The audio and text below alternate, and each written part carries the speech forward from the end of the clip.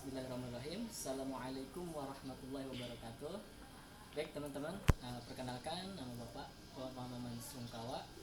Insya Allah di sini Bapak akan coba menjelaskan, mencontohkan atau mempraktekkan tata cara bertayamum.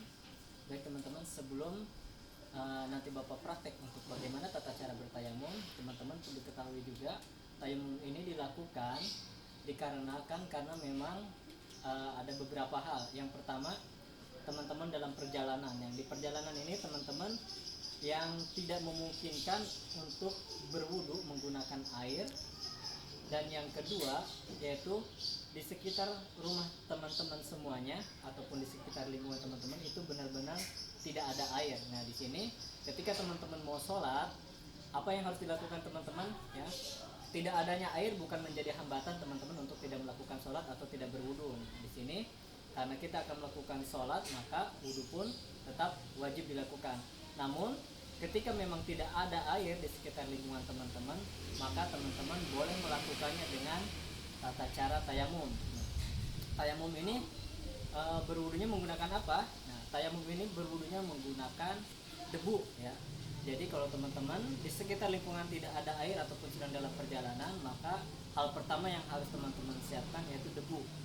Debu di sini juga yaitu debu-debu yang biasa teman-teman jumpai ya, seperti yang di tembok ataupun di halaman rumah teman-teman, namun yang memang belum pernah digunakan. Artinya debu itu pun dalam keadaan suci ya.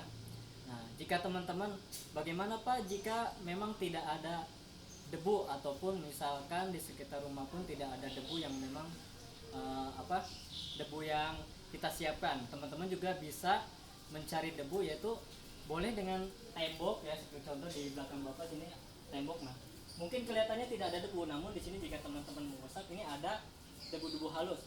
Mungkin kalau teman-teman pernah ke rumah kosong ataupun di jalanan ataupun di rumah teman-teman juga, jika teman-teman mengusapkan tangannya ke tembok itu pasti ada kotoran atau debu-debu halus. Nah ini debu yang digunakan untuk bertayamum.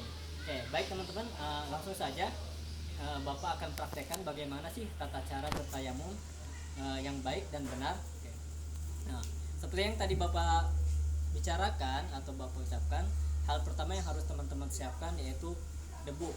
Boleh debu itu dalam jumlah satu genggaman, ataupun jika memang ada banyak boleh ya menggunakan piring ataupun apapun itu. Jika memang tidak ada, boleh menggunakan tembok seperti yang insya Allah nanti Bapak mungkin akan mempraktekannya menggunakan tembok ataupun seperti di bawah lantai ya.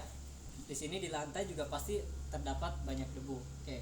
Yang pertama itu kita menyiapkan debu.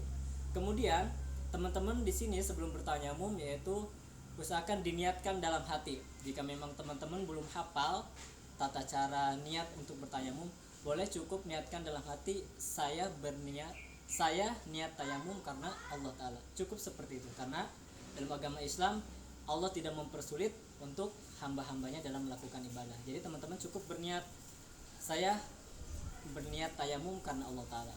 Yang kemudian yang kedua yaitu sebelum tayamum teman-teman ucapkan basmalah terlebih dahulu. Bismillahirrahmanirrahim. Kemudian, setelah baca basmalah teman-teman ya, tempelkan tangannya ke tembok ya, cukup sekali saja. Kemudian ya, ditiup.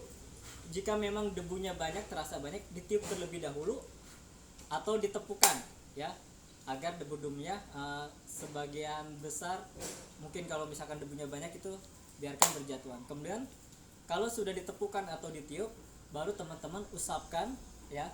Yang pertama ke bagian wajah, dimulai dari tumbuhnya rambut ya, dari sini seperti kalau teman-teman berwudu dengan menggunakan air. Jadi pertama diusapkan di sini ya, diusapkan seperti ini, seperti airnya berwudu. Cukup satu kali saja ya. Setelah itu, setelah muka apa ya? Setelah muka yaitu tangan, karena dalam tayamum itu hanya dua saja, yaitu yang pertama muka, kemudian tangan.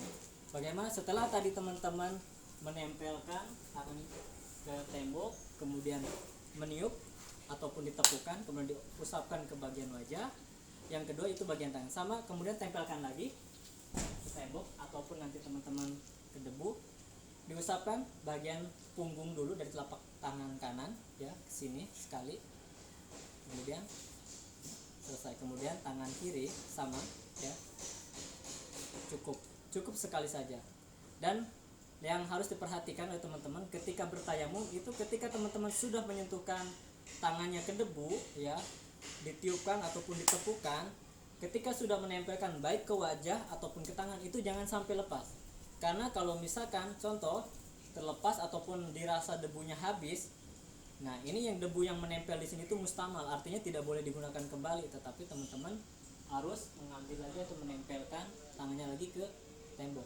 Tapi diusahakan yang lebih baik itu hanya sekali saja, cukup tempelkan ini, tiup pertama baik ke wajah dari bagian ujung rambut ini, yang kedua tempelkan lagi, kemudian tangan kanan terlebih dahulu ya, dari punggung sini, yang kedua tangan kanan.